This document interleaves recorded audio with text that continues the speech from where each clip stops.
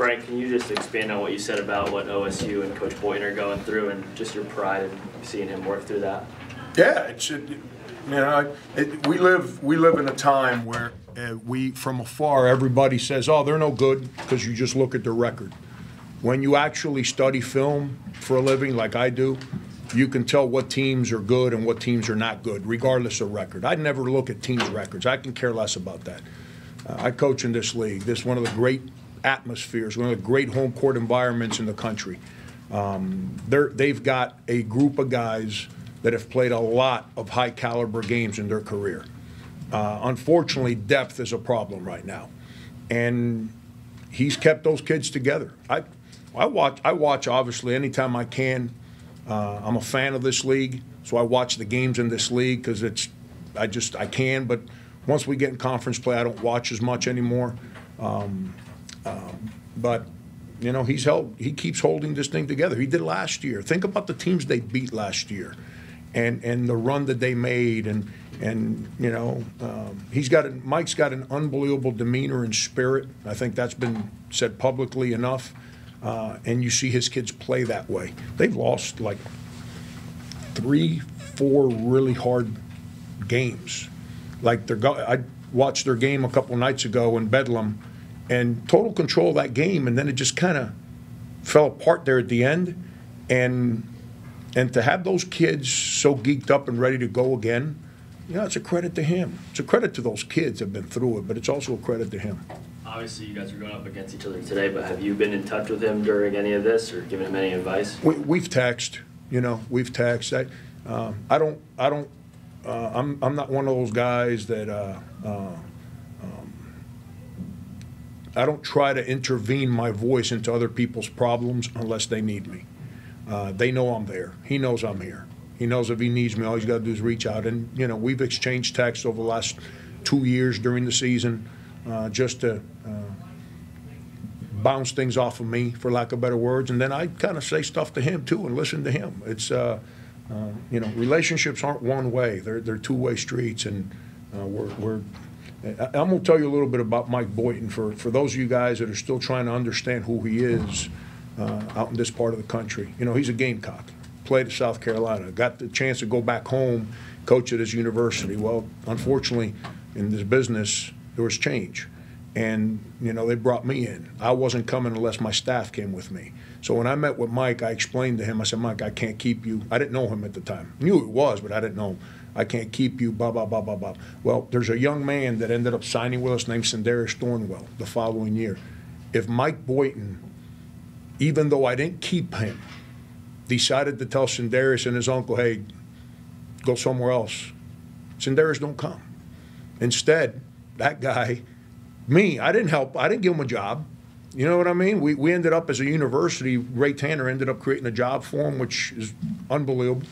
I allowed him to be around, but he could have told Sindarius. That didn't happen till the end of the summer. He could have told Sindarius, you know, hey, man, I'm not going to be there, so look at your other options.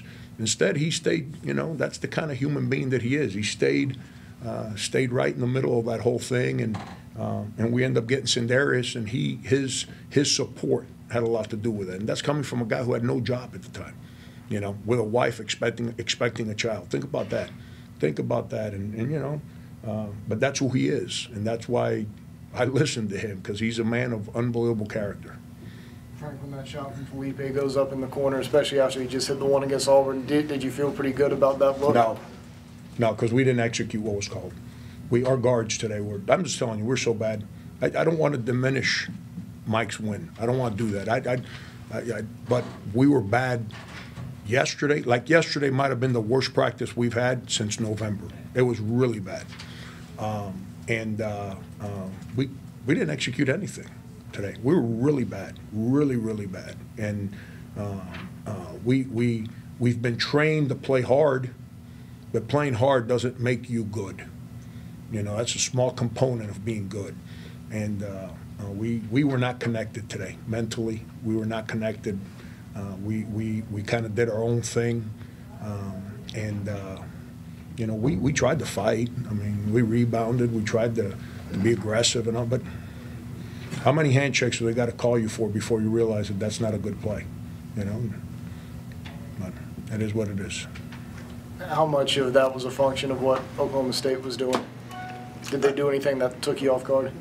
When you run out and you hand check the guy on the half-court line for no reason, that's, you know, if they're driving you and you're trying to stay in front of the ball, I got to understand. I'm talking about all those hand checks when we took the lead. We just kept putting them on the line on irrelevant fouls at 50 feet from the basket. Those are bad basketball plays. Those are plays that a team that's not mentally engaged commits, and that's, you know, that's what we had yesterday in practice. And I'm a big believer. I don't know if that makes me old-fashioned or dumb. I don't know. I'm not very intelligent, but I've never been around in 34 years a team that does not prepare well, and all of a sudden the lights come on and they play well. That's not the way this works. You guys have been really good at closing out games recently. I mean, is it just that simple that that's why it didn't happen for you today? Yeah, that's why the ball didn't go in for Felipe. Didn't deserve to go in. Didn't deserve to go in. We did.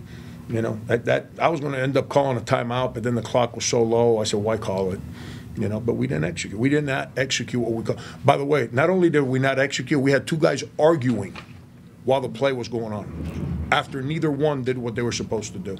It's you can't win close games, and we had gotten away from that. You know, we had gotten to a place where we had grown up. We reverted the last 2 days.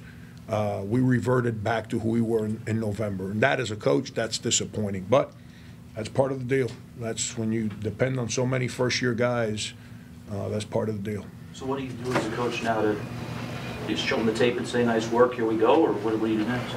I told them the truth. Told them the truth yesterday. I told them the truth before we got on the bus. I told them the truth early this morning when we came in here to shoot some balls as far as the things that we did wrong yesterday, hoping that we can play better today. But it's late January. I mean, you're always teaching. You're always moving forward. These kids we've grown up a lot over the last 6-7 weeks, but that still doesn't allow. Here, you know, Heath, you and I and the rest of the adults in this room understand this. As we go through life, and I'm going to speak as a man because I'm a man, there's certain responsibilities you take on, and two of those, if you're lucky, is you get married, and the other one is if you're blessed, you have a child. You don't ever call in sick, or it's never accepted to have a bad day the rest of your life when it comes to those two responsibilities. Kids need to understand that, and there's no excuse ever. We have 30, whatever, you guys that cover me, you know my deal. We have 31 games or whatever on the year. There's no excuse to not prepare to play those 31 games. None. But we were bad yesterday, so we gotta go back. We got a hard game Tuesday night at home. You know, winning on the road's hard. Winning on the road in this league is hard. My heart was broken in this building many a times in my time in this conference. You know, but what we're gonna do? You're not gonna dwell and be negative. That's not who I am. I'm going to be demanding, and we're going to teach, and we're going to line up and hopefully get better in the next 2 days and play a lot better on Tuesday if we expect to have any chance.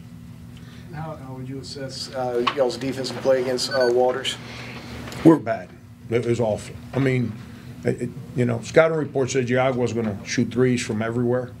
So whenever we're in the zone, don't let him shoot the threes.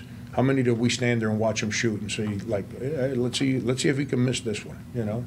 I call that the wish defense. You know, that's what we played today. I wish he misses. And you know, you don't play high-level guys that work their – I know him and his dad forever, okay? I've known them. I've known him since he's like a little – whatever, little jit running around, okay?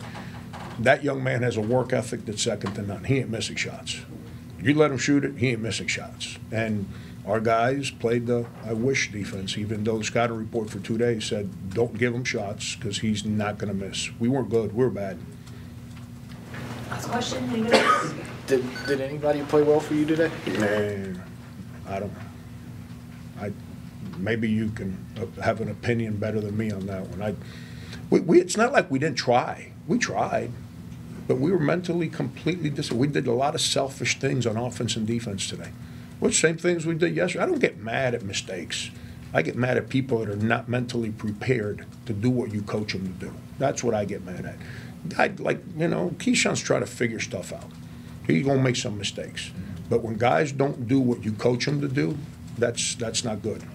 That's what I get mad at. And I don't think we had a single guy that was mentally engaged for the last couple days to give us a chance to have success here today. That's what's really disappointing to me. Thanks, guys.